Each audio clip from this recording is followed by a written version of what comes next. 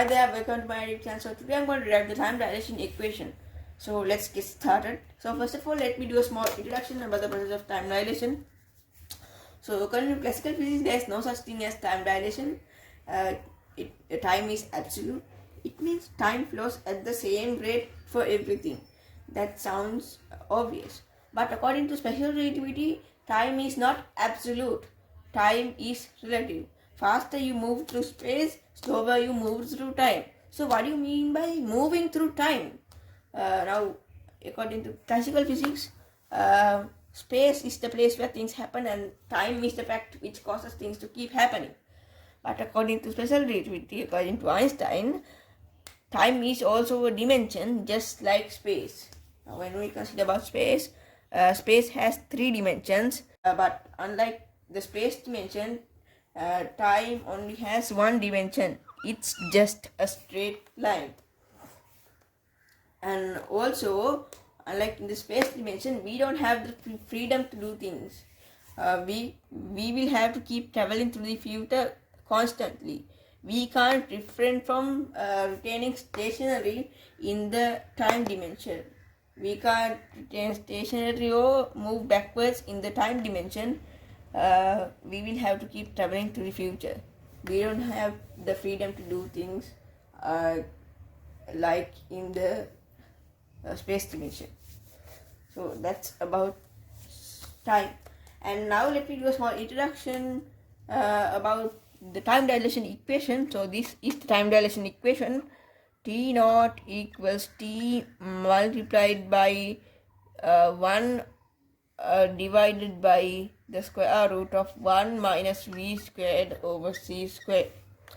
So this quantity is called the gamma function, this fraction over here, and c is the speed of light, v is the velocity of the moving observer, and t is 1 unit of time of the moving observer, and t naught is 1 unit of time of the stationary observer. So now let's start to derive this equation mathematically. So imagine a train moving at a velocity equal to v in this direction, and now imagine a person inside of this train with a light clock, and now imagine another person outside of the train standing by with a light clock identical to this light clock. And now I'm going to explain you what a light clock is. A light clock is a box with 2 mirrored walls located like this, and with a ray of light bouncing back and forward between these 2 walls. And 1 unit of time is the time taken by the ray of light to travel from here to here. That's 1 unit of time. So that's what light clock is. And now let's think about the path taken by the ray of light inside the light clock at rest. So as this light clock is at rest, as this thing is at rest, nothing special is happening. The path taken by the ray of light within 1 unit of time is something like this, right? It's a straight line, and the length of this line is equal to the time taken. Let's say that the time taken is t naught. I explained you that 1 unit of time of the stationary observer is t naught. So t naught multiplied by c. Speed of light is constant. There is no reason for the speed of light to change, and speed of light does not change. No matter how great or smaller the frequency is, the speed of light is constant. We know that speed is equal to distance divided by time. If speed is equal to distance divided by time, how do we solve for distance? We move t to the left hand side of our equation. Then it becomes this.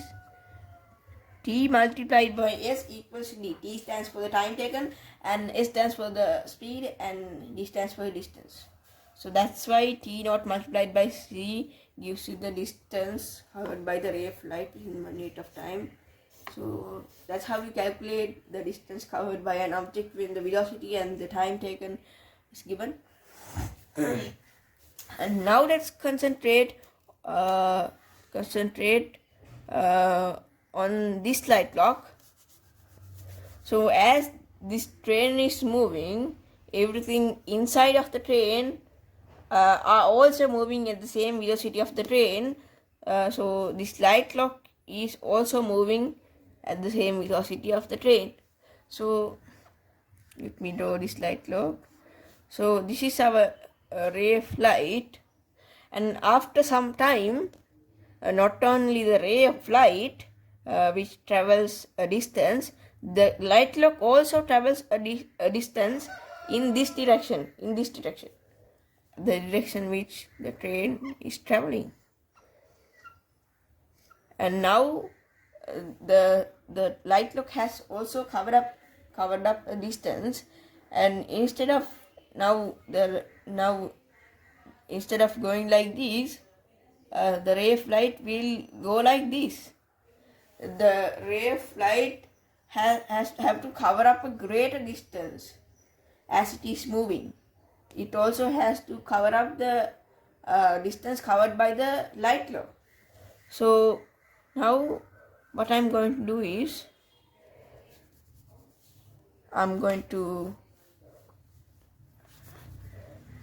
this is our line. This is the path taken by the ray of light inside the light clock, inside the train. So as the ray of light has to cover up a greater distance, and as the speed of light is constant, the ray of light will take a longer time period to reach from here to here. So this light clock ticks slower than the light clock at trace, even though those two light clocks are identical. Therefore, we can conclude that time is dilated. How can one process slow down when other processes are happening normally? Not only this light clock which slows down, everything happening inside of this train slows down. So now I'm gonna construct two line segments like this in a way such that the angle from here becomes equal to a 90-degree angle. And by doing that, I can obtain a right angle triangle. So this distance, the length of is the height of our light clock. This was our light clock now.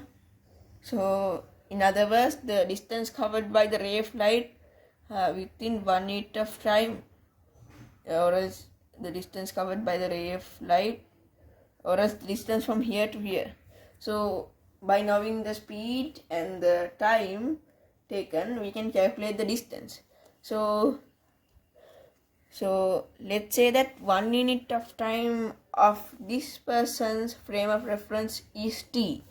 Then what is the length of this line segment?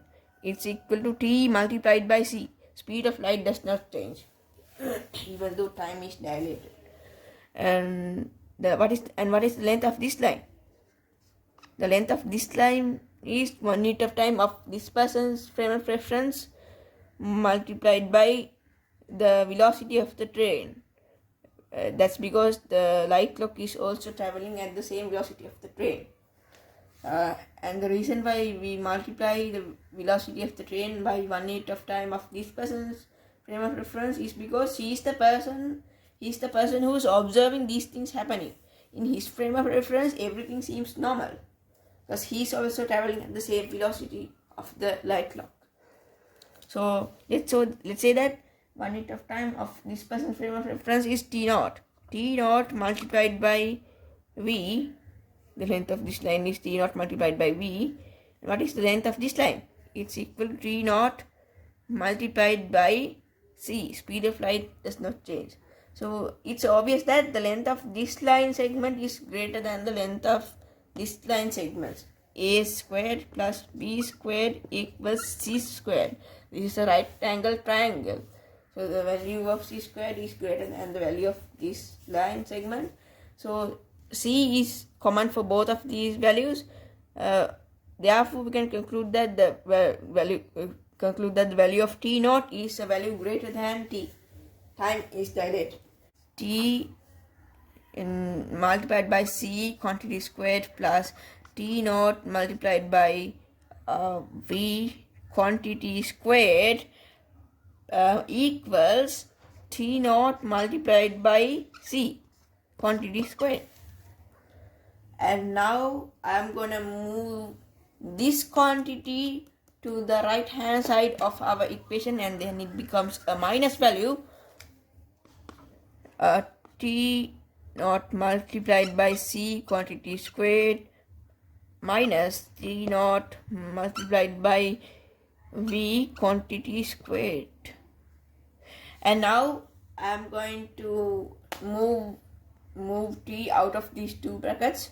Now t naught is common for both of these values, so I'm gonna move t out of these two brackets, and then this quantity becomes equal to this c squared minus v squared multiplied by t squared. So now what I'm going to do is I'm going to solve for the square root of this quantity. Square to square root get cancelled. Same thing happens for t, and as there's a minus value, we can erase off the square symbols. We will have to solve for the square root of this quantity. And now I'm going to move c out of this bracket, and as there is a square root, I'm not going to move c, I'm going to move c squared. Okay, so as there's a square root, when I move c squared out of this bracket, c squared becomes equal to c. If I take c inside of this bracket, c becomes equal to c squared as there's a square root. If you are not sure about this thing, you can plug in some numbers and see whether this thing is true or not. It's a rule in algebra. And this quantity becomes equal to 1. And the value of v squared needs to be conserved.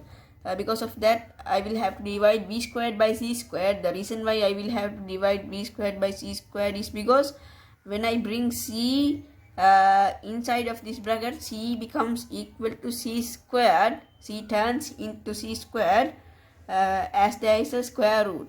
So this quantity becomes c squared, v multiplied by c squared. So I want c squared to get cancelled. So in order to c squared to get cancelled, I divide v squared by c squared. And now I'm going to move this quantity, and now I'm going to divide both sides by c. I'm going to divide both sides by c, and c's cancel out each other. And then I'm going to move this quantity to the left hand side of our equation, and then it becomes x 1 minus v squared over c squared. And now I'm going to write this, value as a fraction, and then it becomes this.